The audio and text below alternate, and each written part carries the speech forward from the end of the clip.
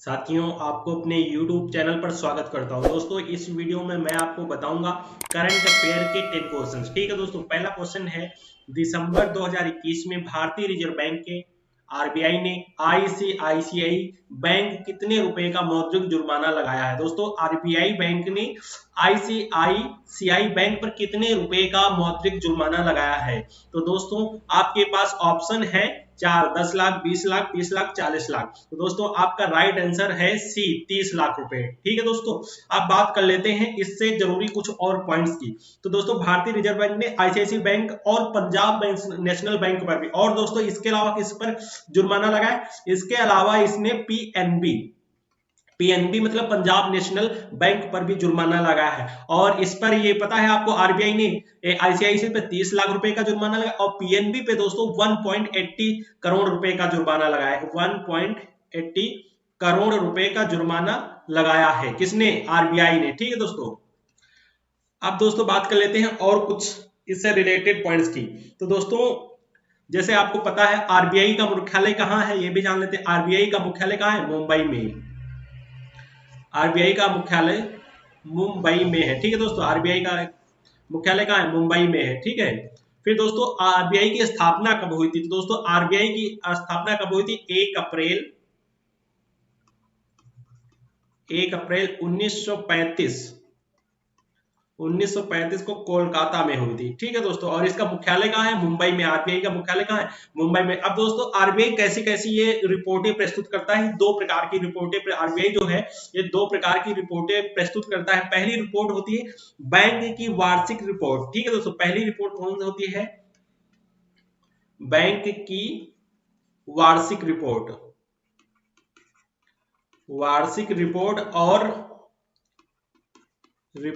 और दूसरी है इसी के साथ भारत में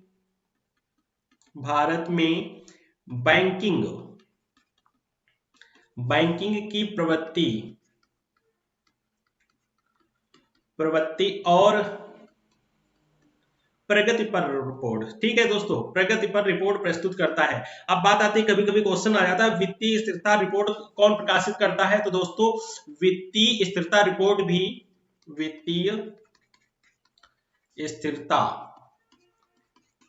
कौन प्रस्तुत करता है। दोस्तों, ये भी जो रिपोर्ट है ये भी आपका आरबीआई ही प्रस्तुत करता है या प्रकाशित करता है। ठीक है दोस्तों, इसके बाद हम लोग अगला क्वेश्चन देखते हैं।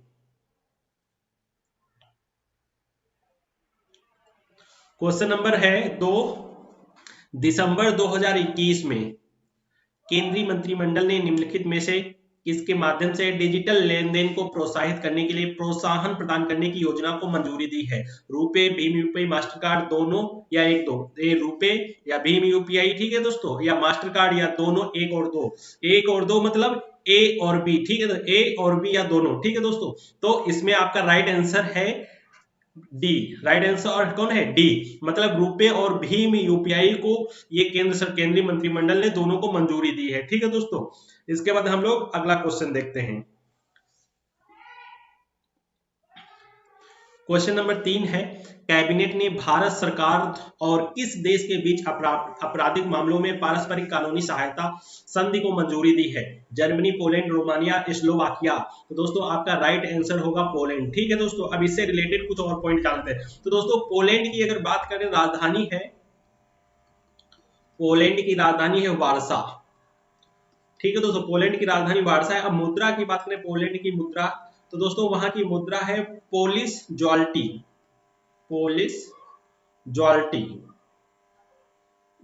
है। ठीक है दोस्तों, पोलिश जलाटी है। और राष्ट्रीय खेल, अगर पोलिश का बात करें, राष्ट्रीय खेल तो दोस्तों फुटबॉल है। ठीक है दोस्तों, इसके बाद अगला क्वेश्चन देखते हैं। क्वेश्चन नंबर 4 है दोस्तों, केंद्रीय मंत्रिमंडल ने देश में सेमीकंडक्टर और डिस्प्ले बोर्ड उत्पादन के लिए एक पीएलआई, ठीक है दोस्तों, योजना को मंजूरी दी है। इंसेंटिव में कंपाउंड सेमीकंडक्टर वेफर फैब्रिकेशन की इकाई स्थापित करने के लिए पूंजीगत व्यय पर कितना प्रतिशत सब्सिडी शामिल है। तो दोस्तों, ऑप्शन है 15, 25, 35 और 30। तो दोस्तों आपका राइट आंसर है 25। ठीक है दोस्तों, अब इससे रिलेटेड कुछ और पॉइंट्स जान लेते हैं। तो दोस्तों ये है इस योजना में दोस्तों क्या होने वाला है। तो इस योजना में अगले 5-6 वर्षों में सेमीकंडक्टर उत्पादन में 76,000 करोड़ रुपए की निवेश की। कितने वर्षों में? अगले 5-6 वर्षों में। ठीक है, अगले 5-6 वर्षों में कितने रुपए की इसमें निवेश की परिकल्पना की गई है दोस्तों? 76,000 करोड़ रुपए। 76,000 करोड़ रुपए। ठीक है दोस्तों, इसके बाद अगले क्वेश्चन पर देखते हैं। अब बात आती है सब्सिडी की। तो दोस्तों इसमें जैसे है प्रोत्साहन में कंपाउंड सेमी कंडक्टर वेफर में आदि इकाइयों की स्थापना में पूंजीगत व्यय पर 25% कितनी सब्सिडी दी जाएगी? 25% की सब्सिडी दी जाएगी। ठीक है दोस्तों, 25% की सब्सिडी दी जाएगी। इसके बाद क्वेश्चन नंबर 5 देखते हैं।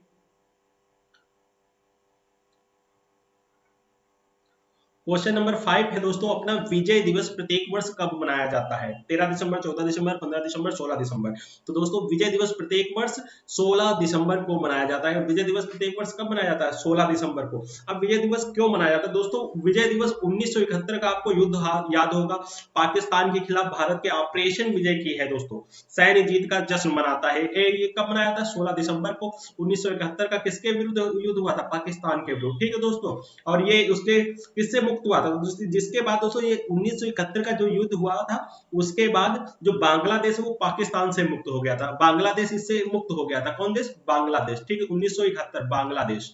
ठीक है दोस्तों, इससे मुक्त हो गया था। ठीक है, उसी की खुशी के लिए 16 दिसंबर को विजय दिवस मनाया जाता है। ठीक है दोस्तों, अब दोस्तों और एक आपसे बात करना, तो हर वर्ष 26 जुलाई को कौन सा, जैसे कारगिल विजय दिवस, दोस्तों कारगिल विजय दिवस जैसे कभी कभी पूछ लेता है, तो दोस्तों कारगिल विजय दिवस कब मनाया जाता है? ये 26 जुलाई को। ठीक है, 26 जुलाई को हर वर्ष मनाया जाता है। अब ये किसके, दोस्तों ऑपरेशन विजय के सफल होने के, किसके सफल होने? ऑपरेशन विजय के सफल होने का समापन का प्रतीक है दोस्तों ये 26 कारगिल विजय। ठीक है दोस्तों, अब दोस्तों कारगिल युद्ध कब हुआ था? तो दोस्तों ये मई और जुलाई में। कारगिल युद्ध कब हुआ था? तो दोस्तों ये मई जुलाई में, किस 1999 में। ठीक है दोस्तों, किसके बीच? जम्मू कश्मीर के कारगिल जिले में पाकिस्तान सशस्त्र बलों के विरुद्ध हुआ था दोस्तों। किसके?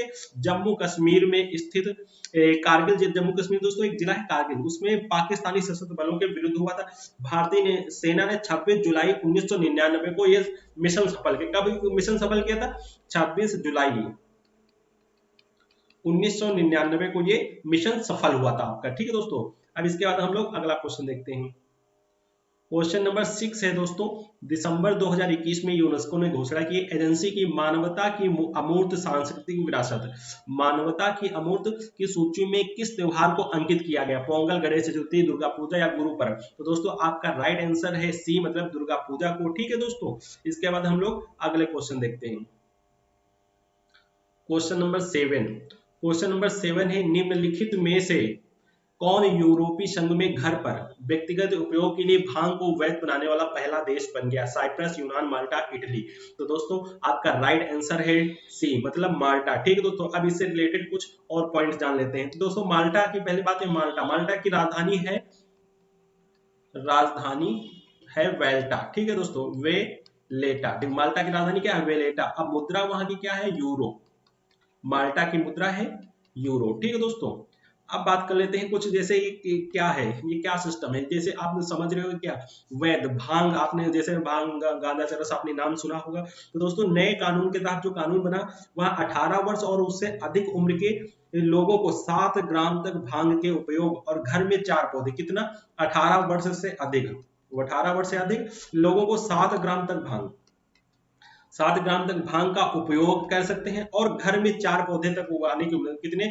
4 पौधे उगाने के, मतलब ये 18 वर्ष से जो अधिक उम्र के होंगे वो 7 ग्राम तक ये भांग का उपयोग कर सकते हैं, और घर में 4 पौधे अपने उगा सकते हैं। ठीक है दोस्तों, हालांकि दोस्तों सार्वजनिक रूप से, दोस्तों अगर आप, ये बात आती है सार्वजनिक रूप से आप भांग का सेवन करते हो, तो दोस्तों वहां के हिसाब से आपको 235 यूरो के जुर्माने के साथ दंड भी दिया जाएगा। ठीक है दोस्तों, इसके बाद हम लोग क्वेश्चन नंबर 8 देखते हैं। क्वेश्चन नंबर 8 है, कौन सा शहर 16 दिसंबर 2021 से जवाहर कला केंद्र में 2 वर्ष बाद 11 दिवसीय लोकरंग महोत्सव की मेजबानी कर रहा है? जयपुर, कोलकाता, चेन्नई, शिमला। तो दोस्तों आपका राइट आंसर है ए, मतलब जयपुर। ठीक है दोस्तों, जयपुर ये क्या है, लोकरंग खेल है। अब दोस्तों कुछ जयपुर के जो खेल हैं उनको भी हम लोग जानने की कोशिश करते हैं। ठीक है दोस्तों, तो जयपुर का जैसे एक होता है बनेश्वर मेला, बनेश्वर मेला कहाँ होता है? ये भी जयपुर में होता है। ठीक है दोस्तों, जयपुर राजस्थान में। ठीक है दोस्तों, फिर आता है वहां पे मत्स्य महोत्सव, मत्स्य महोत्सव कहाँ होता है? जयपुर में होता है। और फिर होता है बूंदी महोत्सव, बूंदी महोत्सव ये कहाँ होता है? ये भी जयपुर में होता है। पुष्कर ऊंट महोत्सव बहुत फेमस है दोस्तों, आपने सुना भी होगा। कौन सा? पुष्कर ऊंट महोत्सव। ठीक है दोस्तों, फिर आता है नागौर मेला, ये भी फेमस, आपने नागौर के राजस्थान से पंचायती वाली याद आ गई होगी शायद आपको, नागौर मेला। ठीक है दोस्तों, वहां भी बहुत बड़े मेला। फिर चंद्रभंगा मेला, चंद्रभगा मेला। ठीक है दोस्तों, तो दोस्तों ये कुछ इंपॉर्टेंट है। इसके बाद हम लोग क्वेश्चन नंबर 9 देखते हैं। क्वेश्चन नंबर 9 है, उपराष्ट्रपति एम वेंकैया नायडू ने दिसंबर 2021 में गांधी टोपी, ठीक है क्या, गांधी टोपी गवर्नर पुस्तक का विमोचन किया। ठीक है दोस्तों, पुस्तक के लेखक कौन है आपको बताना है। तो दोस्तों यहाँ अमित कुमार बागची, एन बलराम, जगदीश भगवती और यार ला गड्ढा, सॉरी यहाँ पे ला गड्ढा होगा। ठीक है दोस्तों, यार लागड्डा इनका, उनका पूरा नाम यार लागड्डा लक्ष्मी प्रसाद। तो दोस्तों आपका राइट आंसर भी 4th ही होगा, डी। ठीक है दोस्तों, अब ये पुस्तक है दोस्तों किसने के हाल ही में जारी पुस्तक कौन है, जैसे प्रभात कुमार। अब दोस्तों ये कब लॉन्च की है ये भी और बात बता देता हूं, तो ये दोस्तों 15 दिसंबर, ठीक है 15 दिसंबर 2021 को। इसे राजभाषा आयोग, आंध्र प्रदेश के अध्यक्ष कौन है, ये कौन है, ये आंध्र प्रदेश के अध्यक्ष है, राजभाषा आयोग आंध्र प्रदेश के अध्यक्ष है। ठीक है दोस्तों, राजभाषा आयोग आंध्र प्रदेश के अध्यक्ष हैं। ठीक है दोस्तों, अब इसके बाद हम क्वेश्चन नंबर 10 देख लेते हैं जल्दी से। क्वेश्चन नंबर 10 है दोस्तों, दिसंबर 2021 में किस राज्य में कृषि और खाद्य संस्करण पर राष्ट्रीय शिखर सम्मेलन के समापन सत्र के दौरान प्रधानमंत्री नरेंद्र मोदी ने किसानों को संबोधित किया? तो दोस्तों मध्य प्रदेश, गुजरात, राजस्थान, पंजाब। तो दोस्तों आपका राइट आंसर है बी, गुजरात। ठीक है दोस्तों, अब गुजरात की कुछ और बातें जान लेते हैं। तो दोस्तों गुजरात में जिलों की संख्या कितनी है पता है आपको? गुजरात में जिलों की संख्या है 33। और लोकसभा की अगर सीटों की बात करें तो दोस्तों लोकसभा सीटों की संख्या है वहां पे 26। अगर बात करें राज्यसभा की सीटें कितनी, लोकसभा की 26, तो दोस्तों राज्यसभा की सीटें हर समय कम होती हैं सभी की जैसे, तो दोस्तों राज्यसभा की सीटें हैं 11। फिर दोस्तों राज्य पशु क्या है, एशियाई शेर, कहाँ का, सब गुजरात के बारे में, राज्य पशु। ठीक है, राज्य पशु है एशियाई शेर, एशियाई शेर। ठीक है दोस्तों, और राज्य पक्षी है, राज्य पक्षी ग्रेट फ्लेमिंगो, ग्रेट फ्लेमिंगो राज की पक्षी है। ठीक है दोस्तों, अब दोस्तों अगर वीडियो अच्छा लग रहे हैं तो प्लीज चैनल को सब्सक्राइब करिए और वीडियो को शेयर करिए। मिलते हैं नेक्स्ट 10